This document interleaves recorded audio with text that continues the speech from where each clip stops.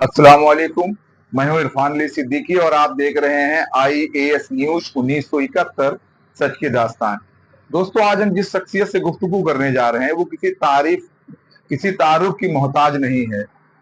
हम गुफ्तगू करेंगे जनाब हाजी दाऊद खान साहब से, जो MIM के फाउंडर मेंबरों में से हैं उत्तर प्रदेश में, और विधायकी का इलेक्शन लड़ चुके हैं और पार्टी के लिए बहुत कुछ काम किया है।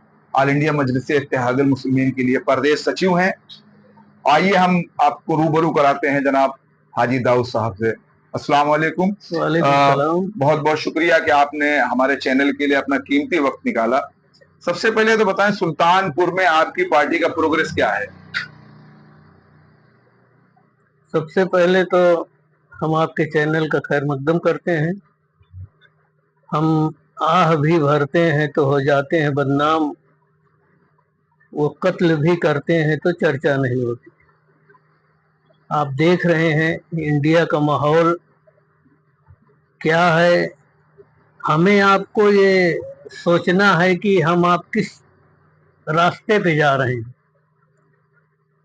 कहीं हम दाढ़ी टोपी के नाम पे मारे जाते हैं, कहीं हम गाय गोबर के नाम पे मारे जाते हैं। कोई पार्टी मेरी नहीं है कि ना सपा ना बसपा ना कांग्रेस कोई चर्चा नहीं करती।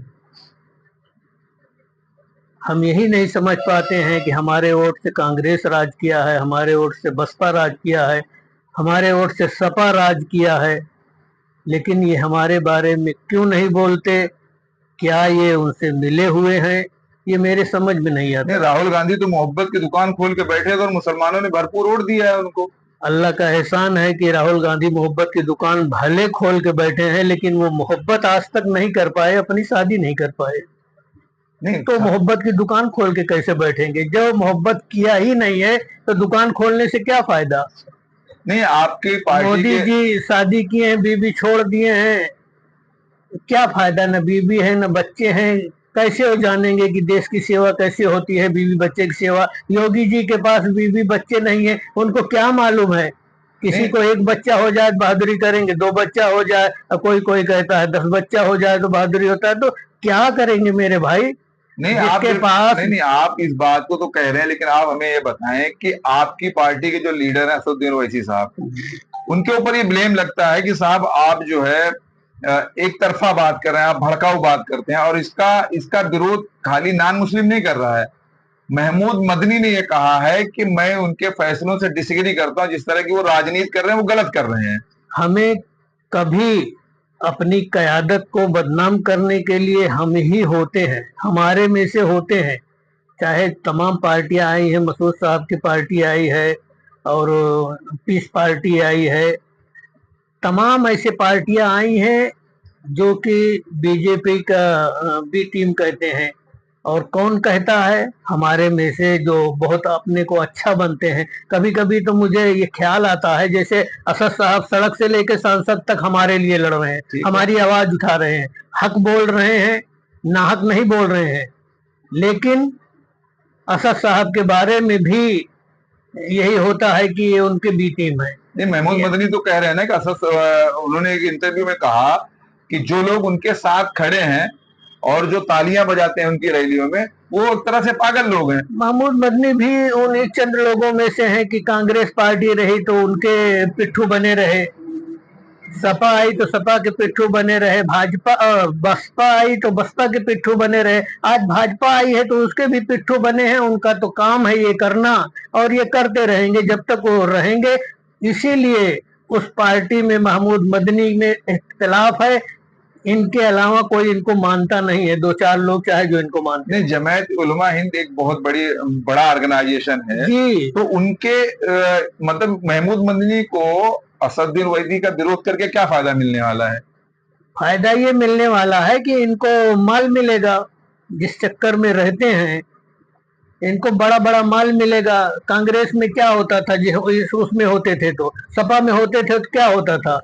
इनको चाहिए माल। नहीं, बहुत सारे देवबंद के उलमा जो है, उनकी सूरा काउंसिल जो है, उनके लिए भी कई लोगों ने विरोध किया है कि इस तरह से महमूद मदनी को नहीं कहना चाहिए था। और यहाँ तक कि इस्माइल कासमी साहब जो आपकी पार्टी के विधायक हैं, उन्होंने ये कहा है कि महमूद मदनी की नादानियों की वजह से जमात उलमा हिंद दो फाड़ में पड़ गई। आप इस पे क्या कहेंगे? बिल्कुल सही कह रहे हैं, बट नहीं गई है। महमूद मदनी को मानने वाला कोई है ही नहीं है। इनके बड़बोल से, इनके फितरत से, आज तो वहां पे याद आ रहा है मुझे, जैसे गजा इसराइल की युद्ध हो रही है, 2 लाख बच्चे मारे गए, बूढ़े मारे गए, जवान मारे गए, महिलाएं मारी गई, और इसराइल के खिलाफ बोलने वाला कोई नहीं है। वही हाल महमूद मदनी साहब लेके बैठे हैं कि ये भी उल्टा सीधा बोलते रहते हैं, इनके खिलाफ कौन बोलेगा, बोलेगा तो उसके सर्बोसर्बा हैं, उनकी खिलाफत होगी। आधे लोग बढ़ गए हैं उसमें से, इनकी कोई मुआफकत नहीं कर रहा है। और हमारी पार्टी क्या, हमारे असद साहब तो किसी को बुरा कहते ही नहीं है, मदनी साहब को भी बुरा नहीं कहते हैं, क्योंकि हर एक आदमी का दिमाग अपना अलग अलग होता है, उनका दिमाग बिल्कुल अलग है। कहीं ना कहीं जो मदनी साहब विरोध कर रहे हैं, तो कहीं ना कहीं आपके कहने के मुताबिक कहीं ना कहीं उनको लालच है किसी चीज की। बिल्कुल लालच है। जब भी वो कोई पार्टी सत्ता में रही है तो उसी के ये अंदर बैठे रहते हैं, मतलब सत्ता के इशारे पे ये सब कर रहे हैं। सत्ता के इशारे पे करते हैं, और जो खिलाफ बोल दे तो आरिफ खान राज्यपाल बन जाएगा। मतलब आप कहना चाह रहे हैं कि वो कहीं ना कहीं कुछ ऐसी चीजें चाह रहे हैं कि हमें कुछ मिल जाए, हमें मिल जाए, चाहे वो कोई पद हो चाहे कुछ भी हो। बस उसी लिए वो परेशान है, और कहीं ना कहीं मोदी साहब दे भी देंगे। ऐसे आदमी को तो ढूंढा करते हैं, भाजपा वाले ऐसे आदमी को ढूंढा करते हैं। मुख्तार अब्बास नकवी हुए, और हमारे शाहनवाज साहब हुए, भले ही इनके दामाद हैं, लेकिन ये ढूंढा करते हैं ऐसे कि जो हमारे मुआफिक बोले और मुसलमानों के खिलाफ बोले, उसी